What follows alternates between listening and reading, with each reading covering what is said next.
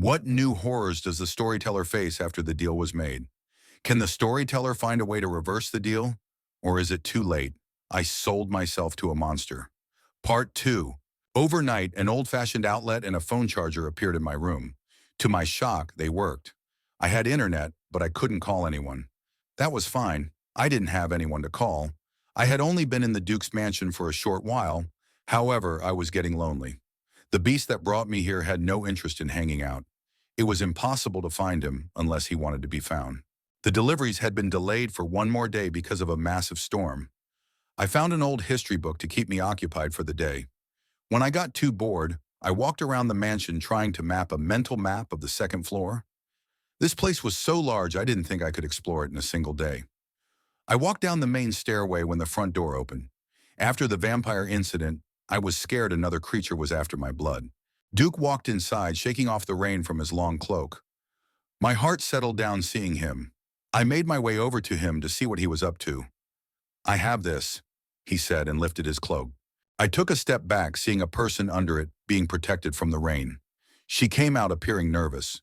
She was short, about half my height, with shoulder-length light-color hair that shone blue. She wore a simple white dress and no shoes. Thick braided bracelets hung from her small wrists. Her tan skin had countless dark spots across her face and along her arms. She was small but looked like an adult. "Did you go back to the auction?" I said, looking between the pair. "I think she's too small to be a bed warmer," I commented. For a moment she appeared startled. Her eyes darted up and down over Duke's body, thinking the same thing I did when I first met him. "Please take care of her. I shall be in my room for the day." We let him walk away and disappear into the shadows. I felt bad for the poor girl. I wondered if she had been kidnapped and sold against her will. "Duke won't touch you. I won't either.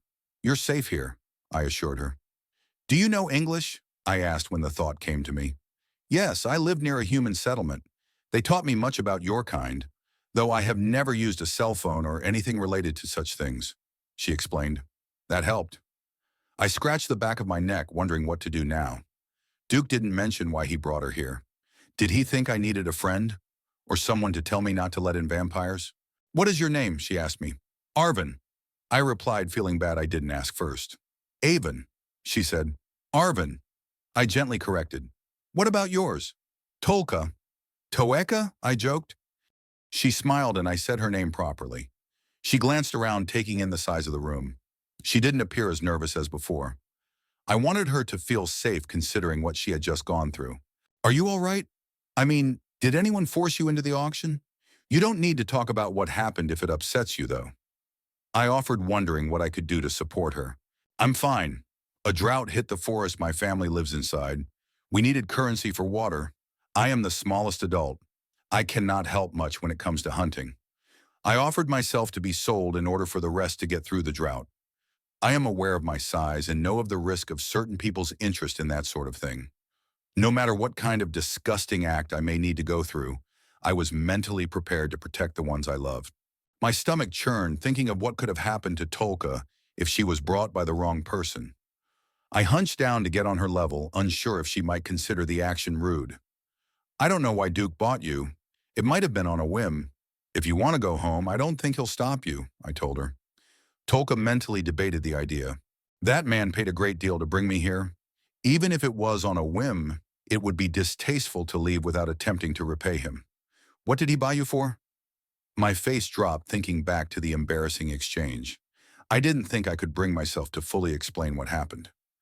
"I wasn't suited for the purpose he wanted me for. I'm trying to clean the place until I can save enough to leave."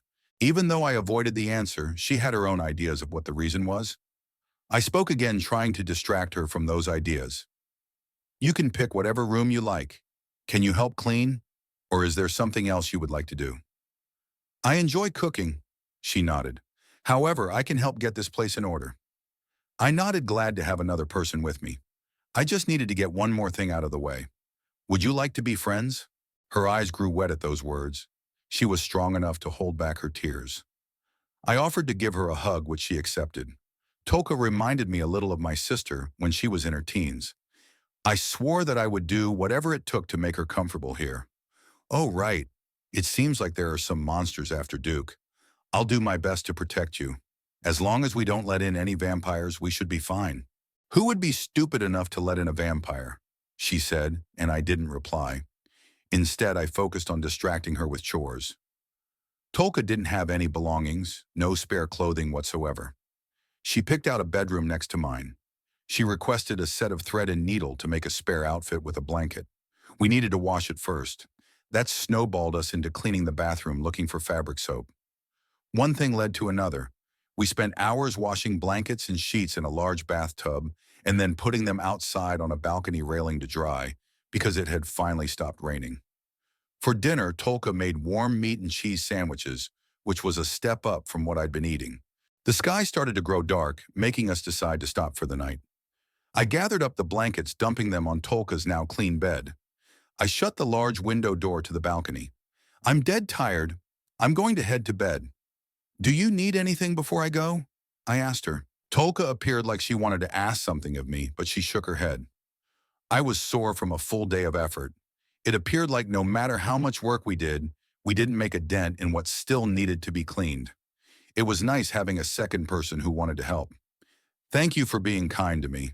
I've dealt with humans that either hate us or have strange taste towards my kind, Tolka said just before I left the room. She wasn't human. I hadn't considered if her kind hunted people. Most monsters in media tended to do that. I could also see why a person would be attracted to her. She was pretty, but her height was a major turnoff for me. I could only imagine what kind of grief she needed to deal with around people who liked her for that reason. Humans can be weird. I'm glad I'm not one of the odd ones. I shrugged. No, you are. She disagreed. Thanks for that. See you tomorrow morning. I left to my room. I didn't like the idea of being in a cold bed, unable to sleep for a few hours. I took a shower first to get the grime off. The water ran gray for a few minutes. Cleaning was dirty work sometimes. As much as I was glad Tolka ended up here, I wasn't too happy her sale supported the auction house. It seemed like they weren't above taking advantage of people in tight spots. I was lucky that I got tricked into selling myself to someone who appeared mostly harmless. Tolka didn't get the same kind of promise. That place didn't care who bought their product. Sure, Tolka's family wouldn't starve, but what would happen to the next person? If I spoke with Duke, I might ask him to not support that place any longer.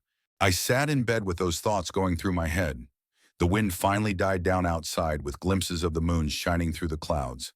Glancing outside, I thought I saw a dark shape in the night sky. Was that a bird?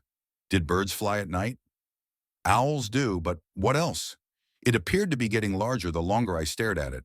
When I realized the dark shape was barreling towards the mansion, I shot out of bed to race toward my door. By the time I pulled open Tolka's door, the massive shape had landed on her balcony. It forced its way through the balcony doors without any effort because I had forgotten to properly latch them.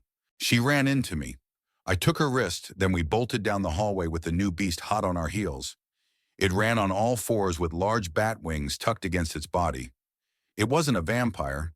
It looked different from the one from yesterday. The monster looked more like a dog mixed with a bat. The mouth stretched from ear to ear, countless teeth shone in the moonlight. Tolka had shorter legs, but she ran faster than I did. She quickly opened a door and grabbed my sleeve to drag me inside.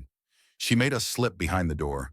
The monster followed us into the room, sliding a few feet, unable to stop as suddenly as we did. We ran around the door and slammed it, locking the beast in before it recovered. The massive body slammed against the door, but it held for the moment. "Let me bite you," Tolka said over her shoulder. We raced down the hallway, trying to put more distance away from the threat. I didn't understand why she made such a demand. I wasn't in a position to ask questions. I put out my hand so her sharp teeth could painfully come down on it. She drew blood before I drew away. "Bite me next," she ordered, offering her hand. "Why?" The wind was suddenly knocked from my lungs. The beast crashed through the locked door, breaking it in half. It stood on its back legs and took hold of the broken door before throwing it in our direction. It missed, but the door bounced off the wall and hit me hard in the side. We had been running beside the wooden railing that overlooked the entrance. The force of the blow knocked me over, and I hit the ground hard. Tolka jumped after me, crying out my name. I couldn't get up. My head swam with pain, and I thought I saw stars. Her hand was forced into my mouth, and I tasted blood. I felt the impact of the monster landing near us. With some effort, I sat up to see it stand on its back legs, a menacing smile over its gruesome face. How cute. I'll enjoy ripping you apart. It spoke in a raspy, inhuman voice that was hard to understand. How old are you? Tolka asked me over her shoulder. The out-of-place question confused the monster enough for it to pause. I sputtered out my age. She nodded and turned her attention back toward the beast. You're my younger brother, then. We shared blood. We're family now. I'm not a strong fighter when it comes to my safety, however, I am fierce when I'm protecting my treasure.